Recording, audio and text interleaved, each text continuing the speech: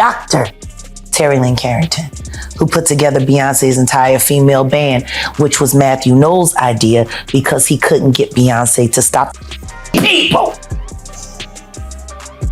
Guess you didn't know your daughter well enough because she just started all the girls. Guess you didn't know your daughter well enough because she just started all the girls. You all ready for Beyonce era? She was fine. It took her a while, but she's got it now. Because the rumors are back, and this time they might be here to stay. I need Beyonce to stop ignoring her bisexual tendencies. All right, have y'all seen all the interviews where Jaguar Wright claims Jay-Z is sabotaging Diddy? Well, lately, she's also been talking a lot about Jay-Z's wife, Beyonce. Jag's comments have made her a top target for the Beyhive, especially with all the girl-on-girl allegations. I know many of you like Jag have been speculating for years about Beyonce's private life, but could the Beyonce era actually be real? Let's find out. First off, in the interview, Jag was very vocal about her claim that Beyonce is straight up a witch. Why don't nobody want to accept that bitch? Jaguar Wright also brought up the case of female drummer Kimberly Thompson, who accused Beyonce of using extreme witchcraft, dark magic, and casting spells on her. Kimberly even filed a restraining order against Beyonce, claiming that Beyonce used spells to tap her phone and control her finances to keep her under surveillance. These actions were allegedly part of a campaign by Beyonce. Kimberly also blamed Beyonce for her job losses, the theft of her homes, the death of her pet kitten, and several broken relationships, among other things. And guess what? They wouldn't give her the restraining order. They just told her to stay away from Beyonce and work for somebody else. Guess what? She's having a hard time finding work, too. I don't know about witchcraft, but Jaguar continued by claiming that Beyonce's father chose to have her work with more women than men because she was having affairs with everyone. However, Matthew Knowles was taken aback when it was reported that Beyonce began having affairs with the girls. Well, I have to admit that Jaguar saying that Beyonce was messing around with all the women is not really surprising. There have been rumors for quite some time, in fact. For example, who among us remembers the rumor or interview in which Emil, Beyonce's collaborator on Got That, said that Beyonce was in fact queer and that she was in love with her? You will now be unlikely to find that interview if you search for it. However, there have long been allegations that Emil's claim that Beyonce was in love with her is a contributing factor to the fact why Beyonce is no longer in the spotlight. Speaking about interviews that appear to have been taken down from the internet, Lady Gaga had this to say about her collaboration with Beyonce on Telephone. "We had a great time working together on her video, and it just so happens that we both like women." I guess what she was really saying was that Beyonce enjoys supporting and liking women in general. But then again, like people noted, Lady Gaga could have meant that quite literally. Now, why would Beyonce and Jay-Z have such information, even if they are just rumors about Beyonce scrapped from the internet? Is it because there's some truth to what was being said about Beyonce actually liking women? I believe that there were reports back in the day that Rita Ora supposedly had a threesome with Beyonce and Jay-Z, aside from the story about Emil and Lady Gaga laughing and stating that Beyonce likes women. Let me just take you down back in time to some of the other surprising remarks that have been made about Beyonce's love for women, in case these examples aren't convincing enough.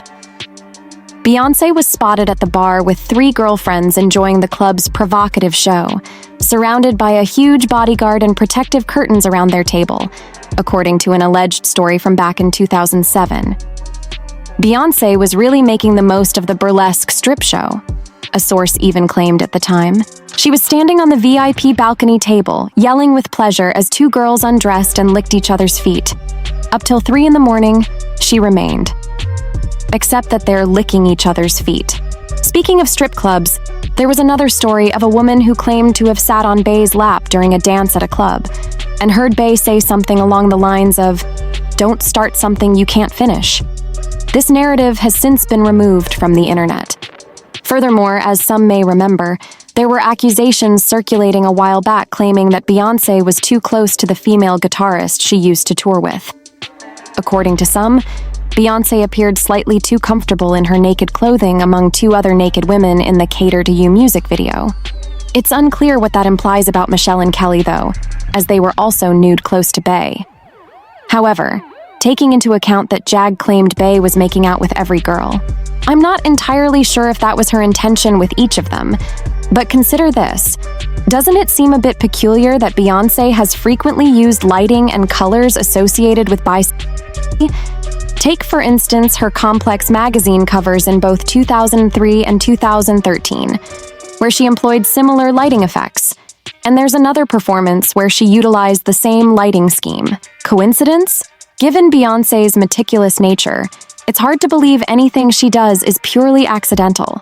So, when she repeatedly incorporates these bi-associated elements, it's understandable why many would interpret it as deliberate communication. More recently, during her Run Renaissance era, some of Beyoncé's most devoted fans speculated that she might be coming out.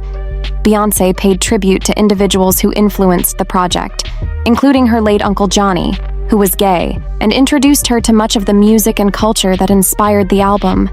She also honored the pioneers and fallen angels of the LGBTQ+ community, acknowledging their often overlooked contributions. This seemed to reference queer icons like Mua Renee, whose mainstream success was hindered by her identity. However, if you ask many individuals, they'll argue that the Renaissance album contained too many references to queer culture to simply be seen as homage. Allegedly, Beyoncé was attempting to convey something deeper. Let me delve into why people believe this. Firstly, transgender DJ and musician Honey Dijon served as the lead producer on 2 tracks from the Renaissance album, Cozy and Alien Superstar. Notably, Cozy sampled Be on Black by transgender television personality T.S. Madison. Dijon has consistently used her platform to highlight the significant contributions of queer and Black individuals to the music industry. It seems unlikely that Beyoncé randomly chose to collaborate with her. Regarding Cozy, while Beyoncé was performing the song, there were conspicuous clues that couldn't be ignored. Firstly, the lyrics speak to a woman feeling at ease in her own skin, and the track has become an anthem for many in the LGBTQ+ community. During Beyoncé's tour stop in Atlanta, she prominently displayed the bi flag behind her on stage. Additionally, she incorporated extra lyrics into one song, hinting at an encounter with a girl named Caroline. Who could Caroline be? Perhaps a secret girlfriend. Another track, Alien Superstar, worked on by Dijon, samples Right Said Fred's 1991 hit, I'm Too Sexy. Interestingly, the band's lead singer, Fred Fairbrass, identifies as bi. This song also pays homage to ballroom culture, with Beyoncé declaring herself a bad in the category. Moving on to another track on the album, Break My Soul heavily samples Big Freedia's 2014 song Explode. Notably, it features uncredited vocals from the gay rapper who previously collaborated with Beyoncé on Formation, delivering empowering lines about releasing anger and stress. Release your mind, release your job, release the time, release your trade, release the stress, release the love, forget the rest. In Plastic Off the Sofa, Beyoncé collaborated with Syd, who produced the song alongside Kali. Syd rose to fame as a member of Odd Future and identifies as a lesbian, being married to her longtime girlfriend Ariana Simone. Lastly, Move featured contributions from Gay Times cover stars Tams and Grace Jones. The song emphasizes girl power, with Beyoncé expressing her journey from the jungle to the dance floor. With numerous references already present, Beyoncé also incorporates Miss Honey into one of her songs, Pure/Honey, released in 1992. Miss Honey has remained prominent within LGBTQ+ spaces, and Renee, the makeup artist behind Miss Honey, was a renowned drag queen in the underground queer scene. Known for electrifying performances at New York venues like The Shelter and Midtown 43, Renee added to the song's significance. Additionally, Summer Renaissance samples Donna Summer's iconic I Feel Love, adopted as a gay anthem due to its constant play in queer dance clubs. Were these references coincidental, or was Beyoncé hinting at something deeper? While uncertain, Jaguar's assertions often come with evidence to support them. If she confidently claims that Beyoncé likes women, there might be substance to it. Interestingly, in this interview, Jaguar refrains from using allegedly, suggesting confidence in her claims. But what are your thoughts? Does Beyonce give off girl-on-girl vibes, or is this allegation unfounded? Share your opinions in the comments below.